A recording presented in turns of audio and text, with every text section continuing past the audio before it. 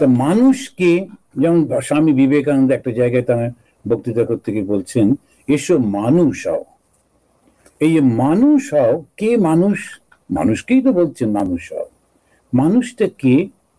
ভগবান শ্রীরামকৃষ্ণ বললেন, যার হুঁশ আছে, মান সম্পর্কে হুঁশ আছে। এই মানটা কি? আমাদের যদি আমরা লক্ষ্য করে দেখি, মানুষ দুটো পায়ের উপর দাঁড়িয়ে থাকে। তো সেই দুটো পা হচ্ছে অসাধারণ ভাবে, পরবর্তীকালে আমরা দেখব, একটা হচ্ছে শ্রদ্ধা আর একটা হচ্ছে কৃতজ্ঞতা।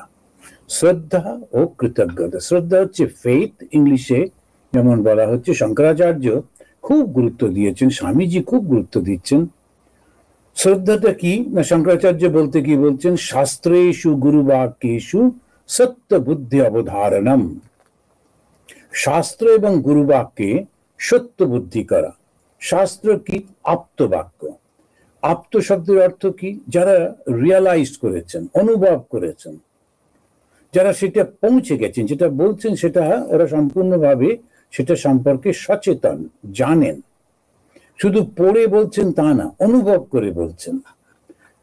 তো আমাদের অন্য সবকিছু পড়ে বুদ্ধি দিয়ে বোঝানো যায়, কিন্তু আধ্যাত্মিক জ্ঞানটা নিজে উপলব্ধি না করলে সেই কথার কোনো মূল্য থাকে না, কিছুদিন পরে ওটা হারিয়ে যায়। তো সেই জন্যে এটা বলা হচ্ছে যে যারা উপলব্ধিবান তাদের কথা, সেটাই হচ্ছে শাস্ত্র। তো সেটাতে শ্রদ্ধা করা। আর একটা কি? আত্মশ্রদ্ধা। এটা স্বামীজি বলছেন, আত্মশ্রদ্ধা না থাকলে কিছুতেই হবে না। যদি 33 কোটি দেবতাতেও বিশ্বাস থাকে, প্রচুর মাদুলি টাদুলি সব পরে টরে বসে থাকে, কিন্তু নিজের উপর বিশ্বাস নেই, আত্মশ্রদ্ধা নেই, আত্মবিশ্বাস নেই, সে কখনো কিছু করতে পারবে না। অহংকার না, বিশ্বাস, আত্মবিশ্বাস, আমি পারবো, অন্যরা যেমন পারে আমিও পারবো। তো সেটা তিনি বলছেন, মানুষকে দুটি পায়ের উপর দাঁড় করাচ্ছেন। একটা হচ্ছে শ্রদ্ধা, আর একটা কৃতজ্ঞতা। কখনো ভুলে যেতে নেই, এ হচ্ছে কৃতজ্ঞতা।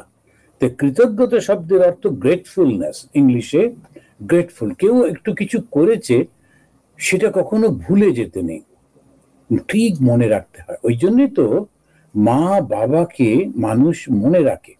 একদম প্রথম থেকে বলা হচ্ছে, মাতৃদেব ভব, পিতৃদেব ভব, আচার্য দেব ভব। কেন? এই বাবা মা আর শিক্ষক, তারাই কিন্তু আমাদের জীবনটাকে দাঁড় করিয়ে দিচ্ছেন। যদি তারা না থাকতেন, আমরা কোথায় যেতাম, কিভাবে করতাম? কিছুই করতে পারতাম না। তো তো এই তারপরে আমরা ভুলে যাব? কখনো ভুলে যাওয়া উচিত না। পশু পাখি, ওরা অত মনে রাখতে পারে না। যতদিন থাকে বাবা মার সঙ্গে সঙ্গে থাকে, তারপরে যেই বড় হলো, বাবা মাও বলে তুমি এবারে চড়ে খাও, ওরাও চলে যায়, তারপরে ভুলে যায় কে বাবা কে মা, বুঝতে পারে না। কিন্তু মানুষের তো তা না, মানুষের তো সেই বুদ্ধি দেওয়া হয়েছে। সেই জন্যে যারা ওই বাবা মা শিক্ষক এদেরকে শ্রদ্ধা করে না, এদেরকে ভক্তি করে না, এদেরকে সেবা করে না, তাকে মানুষ বলা যাবে না। শুধু তাই না, এই জগতে যে যেখানে আছে কোনো না কোনো ভাবে আমাদেরকে সহায়তা করছে। সেই জন্য প্রত্যেকের উপরে এই শ্রদ্ধা ভাবটি রাখা। কৃষকরা চাষ করছে, ব্যবসায়ীরা সেটাকে ওই মাঠ থেকে সেটাকে নিয়ে এসে বাজারে নিয়ে আসছে, ওরা কি উপকার করছে না? না থাকলে কোথায় যেতাম? যেখানে যুদ্ধ বিগ্রহ হয়, যেখানে দোকান টোকান সব ভেঙে চুরমার হয়ে গেছে, তখন আমরা কোথায় যাব? এই প্রত্যেকটা মানুষ কিন্তু সমাজের প্রত্যেককে সহায়তা করে চলেছে। তাই কৃতজ্ঞতাটা ভুলতে নেই। আমরা জানি সূর্যটা একটা তারা মাত্র, কিন্তু তবু এই সূর্যকে আমরা পুজো করি। কেন পুজো করি? আমার বেশ মনে পড়ছে, আপনারা তো অনেকে শুনেছেন, বেশ কয়েকবার আমি বলেছি, যে যখন আন্দামানে এই হচ্ছিল, আমি চলে আসার ঠিক আগেই, যখন এই মিলিয়ানিয়াম, ফার্স্ট ডে অফ দ্য মিলিয়ানিয়াম, তখন আমাদের ওখানকার গভর্নর ছিলেন মিস্টার গুপ্তা। তখন তিনি আমাকে ওনার জাহাজে করে নিয়ে গেলেন কাচাল বলে একটা দ্বীপের কাছে। সেই কাচাল দ্বীপের ওখানে গিয়ে জাহাজটা দাঁড়িয়ে আমরা প্রথম সেই সূর্যোদয় দেখছি। এই মিলিয়ানিয়ামের প্রথম সূর্যোদয়। প্রচুর জাহাজ সব বিদেশ থেকে দেশ থেকে সব এসেছিল। তাদেরকে আমরা সব দেখছি যে তারা একেবারে সে সূর্যোদয় হচ্ছে অসাধারণ, যেমন হয় আর কি, বিভিন্ন মেঘের উপরে সে রং পড়েছে, এটা ওটা তো প্রাকৃতিক। কিন্তু আমি মনে মনে সেই সূর্যকে পুজো করলাম। তারপরে একটু জল নিয়ে গেছিলাম পকেটে করে, সেই গঙ্গা জল, সেটা সমুদ্রে ঢেলে দিলাম, একদম বঙ্গোপসাগরের উপরে, জবা কুসুম শঙ্কাশং কাশ্যপেয়ম মহাদ্যুতিম, এরকম ভাবে পুজো করলাম। কিছু ফুল টুলো নিয়ে গেছিলাম, দিলাম। এবার ওখানেতে যারা সব অন্য মহিলারা ছিলেন, ওই অফিসারদের স্ত্রী, গভর্নরের স্ত্রী, তারাও বললেন স্বামীজি আমাদের একটু পুজো করিয়ে দিন। ওই মন্ত্রটা বলে যতটুকু জানি করলাম। করে টোরে আমি দেখলাম যে আজকে এই সকালবেলাটা একটু ধ্যান করি। তো জাহাজ তো অনেক বড়, একটা জায়গায় গিয়ে বসে আমি ধ্যান করছি। অন্য সব লোকেরা চলে গেছে কাচাল দ্বীপে, ওখানে গিয়ে নাচ গান খাওয়া দাওয়া হবে, উৎসব হচ্ছে, সন্ধ্যেবেলায় ফেরা হবে। এবারে আমি যখন ধ্যান করতে বসেছি, হঠাৎ দুমদাম কিরকম আওয়াজ হচ্ছে টুকটাক করে। তখন তাকিয়ে দেখলাম বড় বড় একটা দুটো ক্যামেরা নিয়ে ওই কয়েকটা লোক সাহেব। তা আমি বললাম যে এটা কি হচ্ছে? বললাম আপনার একটা ইন্টারভিউ নেব, সেই জন্য আমরা অপেক্ষা করছি। আমি বললাম আমার ইন্টারভিউ কেন? গভর্নর রয়েছেন, তারপরে অন্যান্য সব অফিসাররা রয়েছেন, আইএএস অফিসার্স। বললেন না, আপনি পুজো কেন করলেন ওইটা আমরা একটু জানতে চাইছি। আজকের দিনটা অত্যন্ত বিশেষ, কেননা আর এই দিনটা আমরা কেউ দেখবো না এই জীবনে।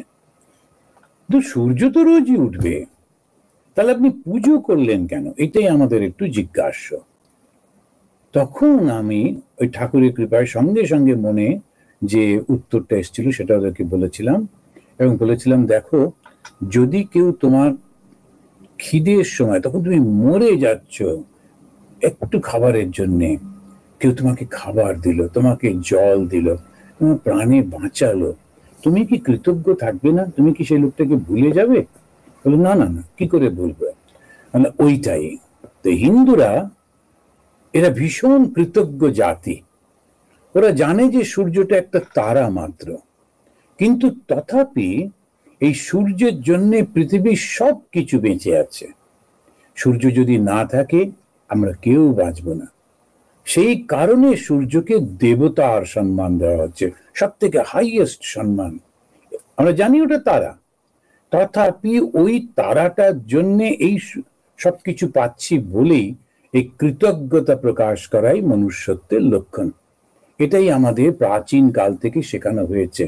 ওই জন্য আমরা প্রথম ওই সূর্যকে প্রণাম করছি, তারপরে প্রণাম করছি অগ্নিকে। অগ্নিকে দেবতা জ্ঞানে, অগ্নিতে আমরা কেউ পা দিই না।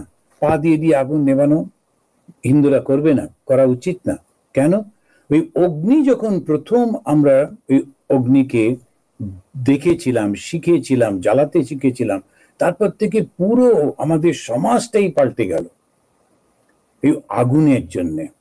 যার জন্য লক্ষ্য করে দেখবেন অগ্নি চয়ন করা হতো, যখন সেটা অনেক সেই সুন্দর করে চয়ন করতো। আগেকার দিনে তো ওই ম্যাচ বক্স টক্স সব ছিল না, তা দুটো কাঠের মধ্যে ওটাকে ঘোরানো হতো, তারপরে আগুনটা জ্বলতো, দুটো পাথর ঘষে ঘষে করা হতো, খুব কঠিন। একবার যখন সে আগুনটা জ্বালানো হলো, যাতে নিভে না যায় তার জন্যে একটা সিস্টেম করা হলো, আর বলা হলো অগ্নিকে পুজো করতে হবে। আগুনকে আমরা দেবতা স্থান দিলাম। আমরা যদি লক্ষ্য করে দেখি, আমরা জলকেও দেবতা স্থান দিলাম। এই নদী পুজো করি কেন?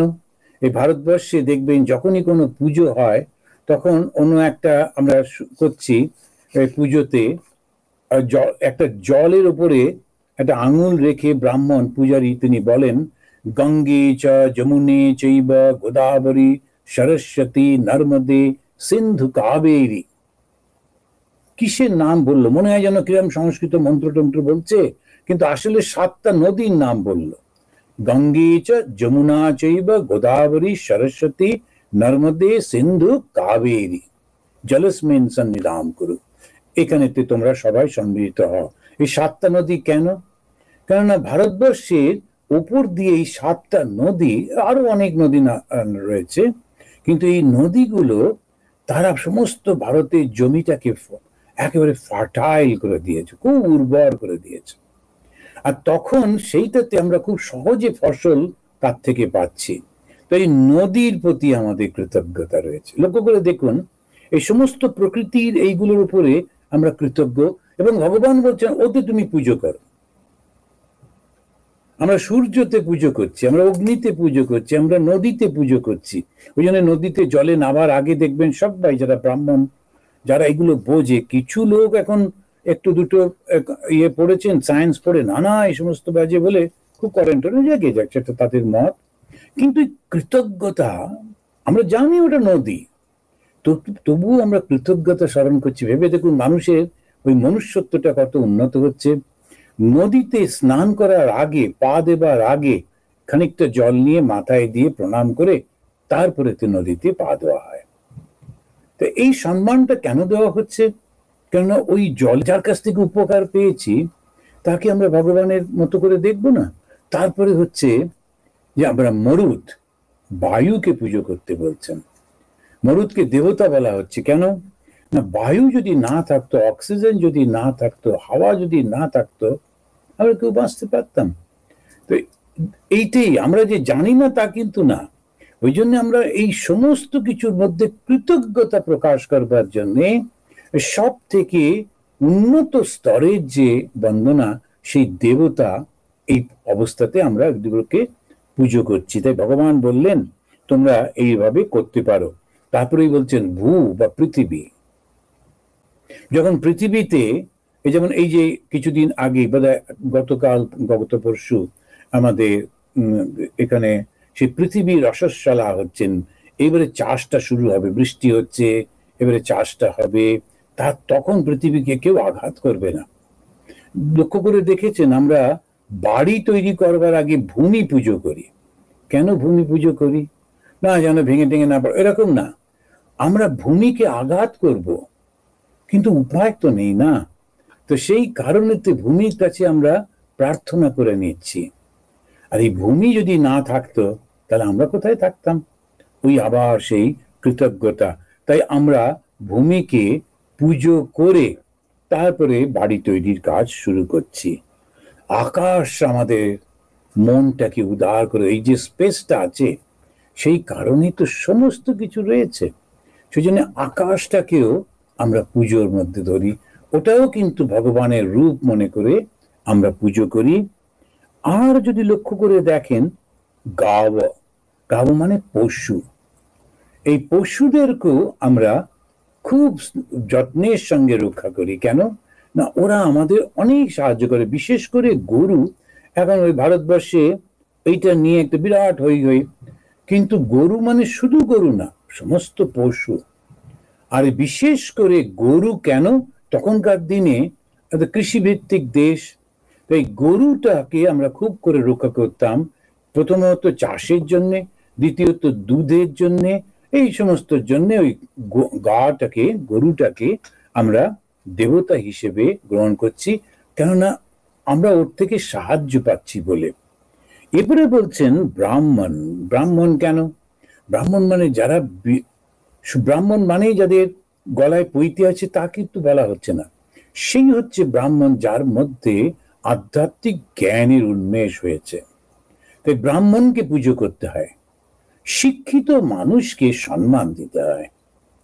শিক্ষিত মানুষের সম্মান যদি না থাকে, সেই সমাজটা কখনো অগ্রসর হতে পারে না। 1000টা মূর্খকে নিয়ে চলার থেকে 2-5টা শিক্ষিত মানুষ হলে সেই সমাজের উন্নতি হয়। ওই জন্য শিক্ষাটার উপরে এত জোর দেওয়া হয়েছে। মা শারদামণি দেবী, সেই যারা পড়েছেন জানেন, কয়েকবার বলাও হয়েছে যে একজন ডাক্তার এসেছিলেন, তিনি তথাগত মানে সেই রকম ভাবে জন্মগতভাবে ব্রাহ্মণ ছিলেন না, কিন্তু মা তার বাড়ির সমস্ত মেয়েদের বলছেন ওর পা ছুঁয়ে প্রণাম করো। তখন একজন ফিসফিস করে বলছেন, বোধহয় ভেবেছেন ওই মা জানেন না, যে মা ও তো অব্রাহ্মণ, আমরা তো ব্রাহ্মণ, আমরা কি করে ওর পা ছুঁবো? তখন মা বললেন, সে কি কথা, ও অত বড় শিক্ষিত মানুষ, ওকে সম্মান দেব না তো কাকে সম্মান দেব? এই হচ্ছে মানুষের সমাজ। যে শিক্ষিত সে সমাজটাকে আরো উন্নতির দিকে নিয়ে যাবে। শিক্ষা মানুষকে উন্নত করে। তো শিক্ষাই হচ্ছে মানুষের শক্তি, সমাজের শক্তি। এই জন্য আমরা এত মানে সরস্বতীর পুজো এত বেশি করে করা হয়। আর যদি শিক্ষা না থাকে, মানুষ আর পশুর মধ্যে বেশি পার্থক্য নেই। শিক্ষাটাই আমাদেরকে এই পার্থক্য করায়। আর শিক্ষার দুটো ব্রাঞ্চ আছে আমরা জানি, একটা জাগতিক শিক্ষা যা আমাদের এই জাগতিক উন্নতির জন্য সাহায্য করে, আর একটা আধ্যাত্মিক শিক্ষা যা মানুষকে দেবতায় উন্নত করে।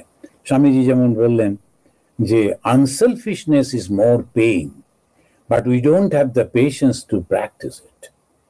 আনসেলফিশনেসটা আমাদেরকে খুব সব কিছু দেয়, সম্মান দেয়, সব কিছু দেয়, কিন্তু আমাদের ধৈর্য নেই। সেই জন্য চালাকির মাধ্যমে আমরা সম্মান টম্মান পাওয়ার চেষ্টা করি। তারপরে ওই যে যেমন বলা হয়েছে, নিজেরে করিতে গৌরব দান, নিজেরে কেবলই করি অপমান, আপনারে শুধু ঘেরিয়া ঘেরিয়া ঘুরে মরি পলে পলে। ইতিহাস তো এই সেদিনের ইতিহাস, কিন্তু সেকেন্ড ওয়ার্ল্ড ওয়ারে তারা সব ওই জার্মান থেকে ওরা সব করলেন টললেন, কত কি হলো, পরে সব মারা পড়লেন, সমস্ত দেশটাকে একেবারে ধ্বংসের মুখে ফেলে দিয়ে চলে গেলেন। আর এমন একটা অবস্থা হয়, যারা খুব দুষ্টু প্রকৃতির মানুষ, ওই যখন এই পুরো সমাজের কপালটা এমন হয়ে যায়, তারা সবাই ওটাকেই ভালোবাসে, ওকেই সাপোর্ট করতে থাকে, ওর দোষগুলো ত্রুটিগুলো বুঝতে পারে না। করতে করতে এমন একটা অবস্থায় গিয়ে পৌঁছে, প্রকৃতি তো শাস্তি দেবেই, তখন এই সবাই কষ্ট পায়, ওরা প্রত্যেকটা মানুষ কষ্ট পায়। সেই জন্যে ধর্মটা কি মানুষকে সচেতন করে রাখে। তাই ঠাকুর বললেন মান হুঁশ, হুঁশটা কখনো ছাড়বো না। যে সত্যের সঙ্গে আছে, যে ভালো করে, যে সত্যি সত্যি মানুষের কল্যাণ চায়, আমি তার সঙ্গে আছি। কিন্তু তা যে নয় আমি তার সঙ্গে থাকবো না, কেন? তাতে ওর পাপের কর্মের ফলটাও আমাকে ভোগ করতে হবে, আমি ওর মধ্যে নেই। সেই জন্য ভীষণ একদম বুদ্ধিটা খুব শার্প রাখতে হয়, তা না হলে হয় না। শুধু পয়সার জন্যে খুব কুৎসিত ধরনের জিনিসগুলো মানুষের কাছে দিয়ে দিই। যারা মুভি তৈরি করেন, যারা বই লেখেন, নাটক সিনেমা যারা সমস্ত করছেন, তারা যদি মানুষের অকল্যাণের জন্য শুধুমাত্র পয়সা আসবে, মানুষকে এইসব দিলে আমাদের পয়সা আসবে, যেমন যারা নার্কোটিক্স বিক্রি করে, পয়সার জন্য ওই কিছু লোক মরল, কষ্ট পেল, আমার তো পয়সা এসে গেল।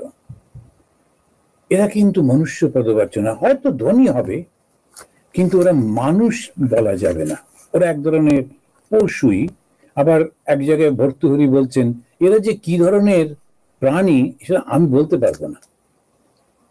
পশুদেরও কতগুলো সভ্যতা থাকে, তারা এমনি এমনি কিছু করে না, কিন্তু এই মানুষগুলো অকারণে অন্যের ক্ষতি করে, শুধু নিজের একটুখানি ভালো থাকার জন্য।